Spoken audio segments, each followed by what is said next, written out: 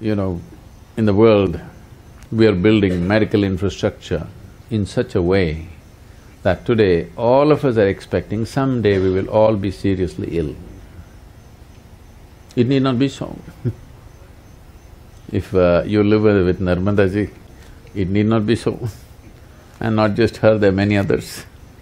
It need not be so if you know how to manage the elements, if not all of them. It's very easy to bring water and air into your control. These are two elements which are easily accessible. If you do this combination well and little conscious about what you consume, you will never go to the doctor. There was a time, for the whole town there used to be one doctor and it was enough. Today every street has 5 doctors and it's not enough. This shows how we're living. When we forget how to live, when we do not respect what makes our life,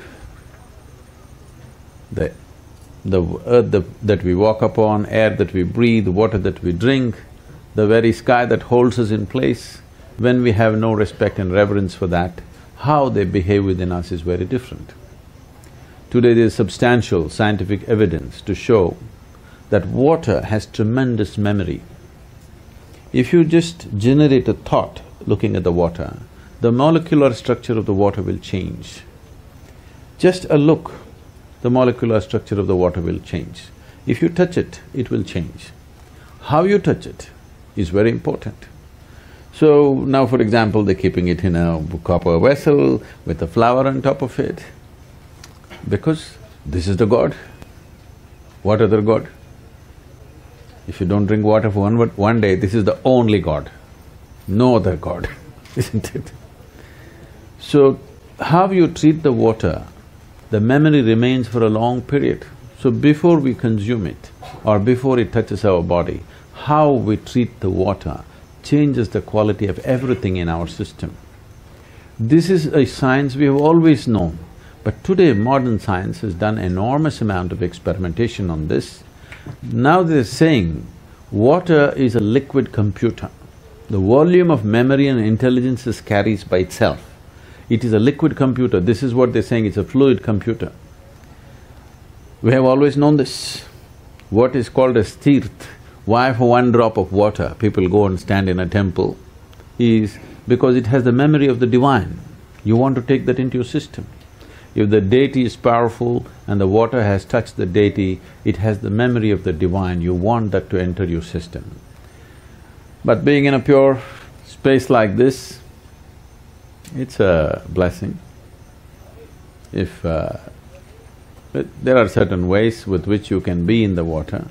If one does that, every ailment, all chronic ailments will go. There are infectious diseases and chronic ailments. Infectious diseases are an invasion from outside. Other organisms are entering our body and troubling us. For this you need a doctor. You need warfare, you have to bomb them out. Chemical warfare is normally what we're doing. But over 70% of human ailments are self-help. We manufacture that within our system. This is simply because fundamentally, the way we are treating the elements within ourselves and around ourselves. The so-called modern life has absolutely no reverence to the substances which make our life. The life-making material is being treated badly and we're expecting it'll behave well within us and it will not. So being here at Narmada, it's time we bring back this culture because it's gone a full circle. Now modern science is insisting that water, the way you treat it is the way it's going to behave within you. And we must learn to treat it well. If we want to be healthy, if we want to be well, if we want to be successful, if we want to be prosperous, for all these things it's important the elements within you cooperate. If they don't cooperate, nothing will work.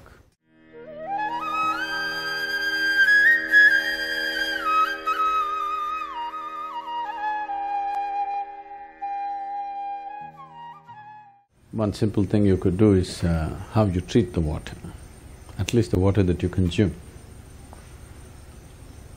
I know today everybody is drinking water from plastic bottles.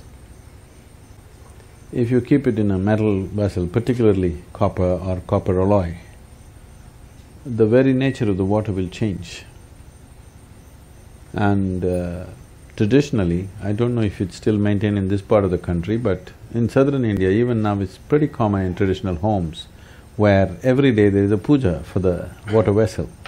They will put some vibhuti on it, some kumkum on it, and there's a small arati for the thing, because the water has a enormous amount of memory. It remembers how you have treated and accordingly it'll behave. This is something very simple, everybody can start. And as a part of this, in Tamil Nadu, we've been encouraging people to use copper vessels, pure copper vessels, because copper is such a… it's the best conducting metal and it energizes the water. Energizing, if you check the if you check the chemical composition, it'll not change. That is the beauty of it. It's only the molecular structure of the water that will change. You might have experienced this. Suppose you ever… is there a waterfall in Narmada anywhere? There's a waterfall. If the water is falling like, let's say, over 20-25 feet, and just after the waterfall, if you just touch the water, you will find water is silky for touch. Have you noticed this? Because water implodes within itself and the molecular structure changes. The way it feels is different.